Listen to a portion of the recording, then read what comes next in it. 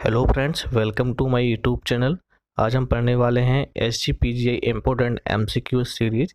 अगर आप हमारे चैनल पर नए हो तो चैनल को लाइक सब्सक्राइब अवश्य करें एवं वीडियो को अपने फ्रेंड्स के साथ शेयर करते जाएं। अगर आपने अभी तक SGPGI लखनऊ लैब टेक्नोलॉजी 200 पदों के लिए आवेदन नहीं किया है तो आप अभी भी आवेदन कर सकते हैं।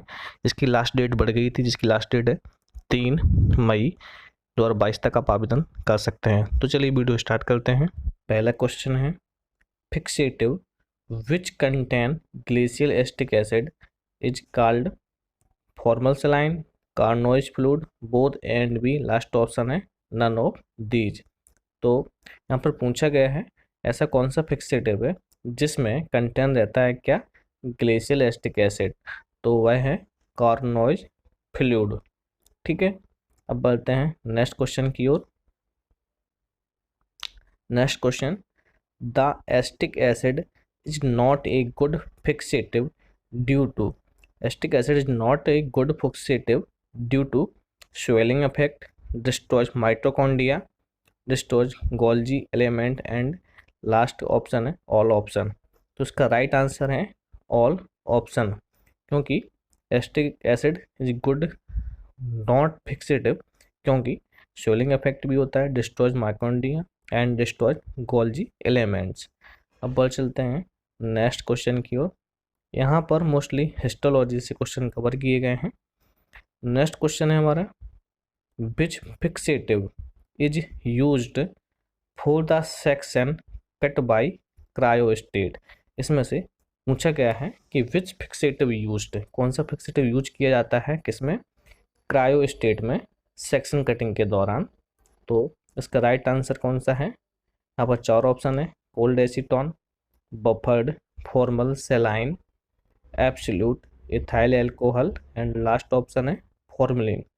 तो उसका राइट आंसर है कोल्ड एसीटोन फिक्सेटिव का यूज किया जाता है। अब बढ़ चलते हैं नेक्स्ट क्वेश्चन की ओर। यह सभी इम्पोर्टेंट क्वेश्चन हैं, आप इन्हें अपनी कॉपी में नोट करते जाएं। Next question, the other name of Zenker formal.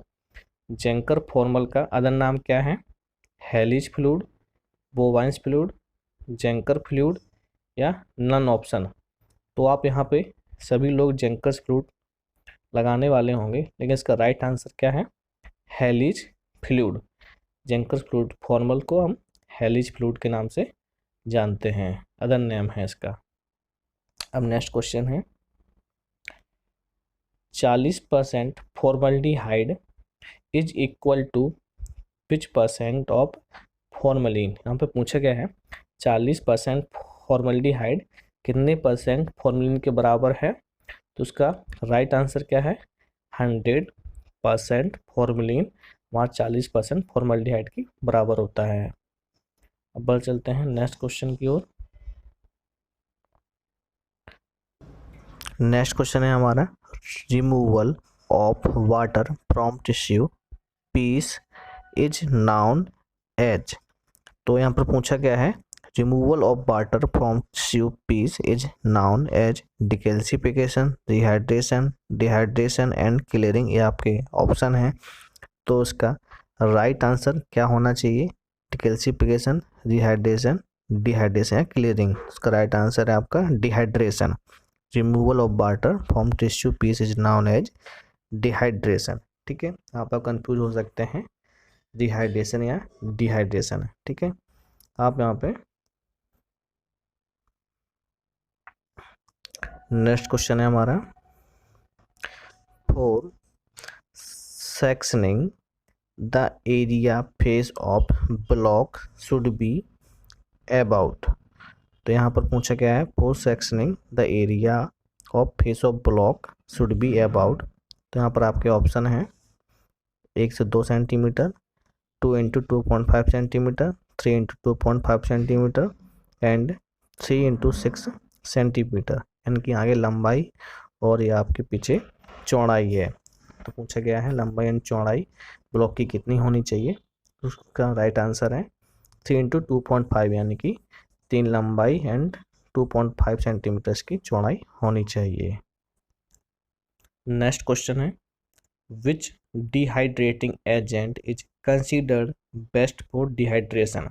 यहाँ पर आपका बेस्ट डिहाइड्रेटिंग एजेंट पूछा गया है। चार ऑप्शन है आपके, alcohol, acetone, dioxane and all option. तो बेस्ट है एल्कोहल। ठीक है, ये आपका डिहाइड्रेटिंग यूज किया जाता है टिश्यू प्रोसेसिंग के दौरान। तो उसका राइट आंसर है एल्कोहल। अगला क्वेश्चन है आपका, for dehydration which alcohol is most popular. Dehydration के लिए मोस्ट पॉपुलर एल्कोहल कौन सा है? Ethanol, methylated spirit, both A and B, या इंडस्ट्रियल एल्कोहल। तो उसका राइट आंसर है एथेनॉल। ठीक है, मोस्ट पॉपुलर एल्कोहल है ये। अब बढ़ चलते हैं अगले क्वेश्चन की ओर। अगला क्वेश्चन है हमारा,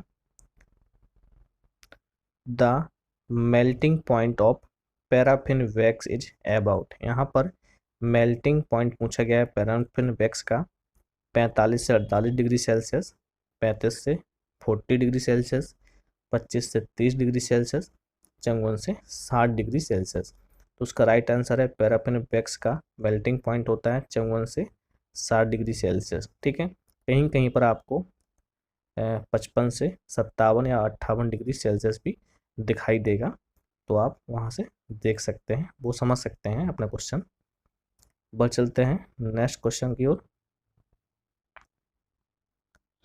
नेक्स्ट क्वेश्चन है आपका, हैवी मेटल्स लाइक ब्रॉस और copper are used for the preparation of which type of mould.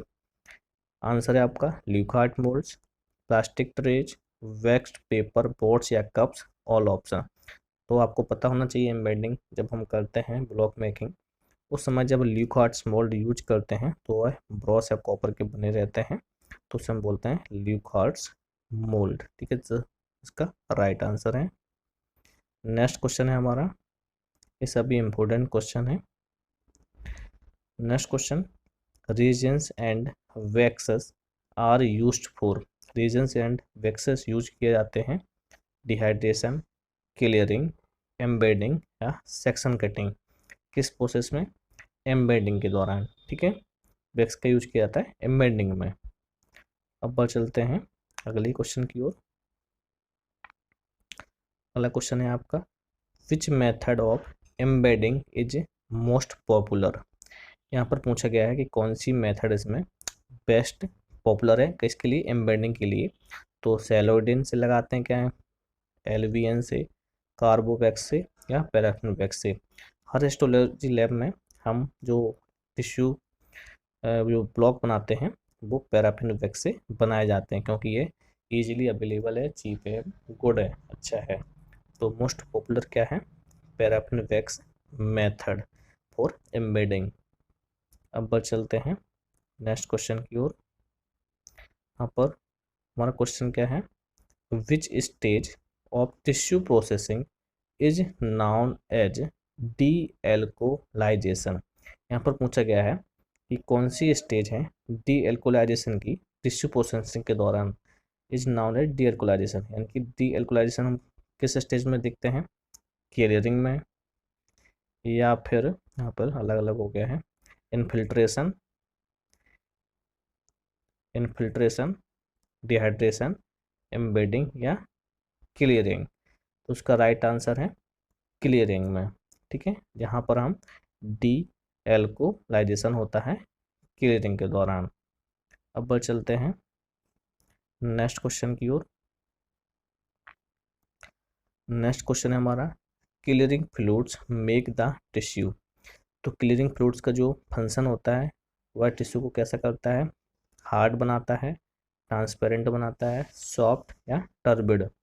तो clearing fluids make the tissue transparent. तो इसका राइट आंसर है। अब बढ़ चलते हैं नेक्स्ट क्वेश्चन की ओर।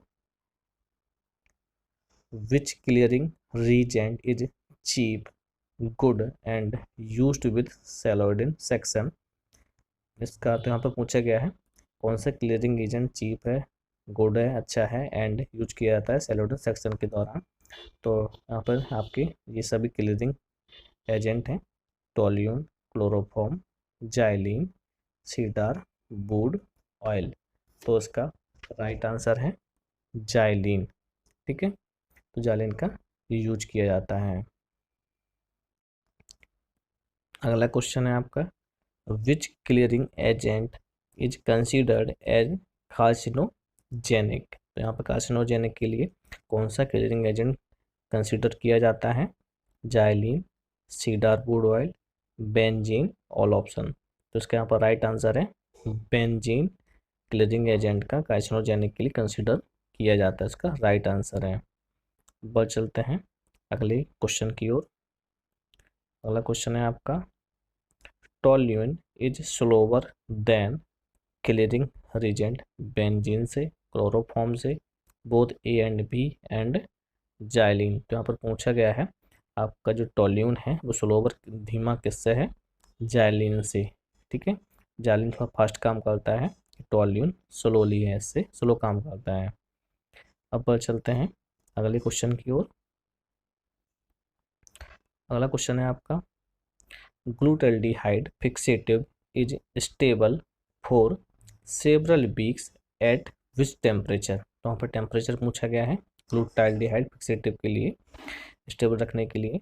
तो यहाँ पर आपका ऑप्शन है 1 degree Celsius, 4 degree, 8 degree Celsius and 16 degree Celsius. तो इसका राइट आंसर है 4 डिग्री सेल्सियस, यानी कि 4 डिग्री सेल्सियस पर हम ग्लूटाल्डिहाइड को कई वीक्स के लिए स्टेबल करके रख सकते हैं। तो दोस्तों बस आज के लिए सिर्फ इतना ही। आगे टाइम मिलेगा तो हम आप सभी के लिए SGPGI के लिए इम्पोर्टेंट क्वेश्चन लेकर आएंगे। यह इम्पोर्टेंट क्वेश्चन आप सभी के लिए होंगे, PEB, NHM, एसिक, AIIMS, RRB, lab technician के लिए जितने भी कॉम्पिटेटिव एग्जाम होते हैं, यह क्वेश्चन सभी एग्जाम के लिए हेल्पफुल रहेंगे। अगर आप हमारे चैनल पर नए हो तो चैनल को सब्सक्राइब करें। मिलते हैं अगली वीडियो में। जय हिंद।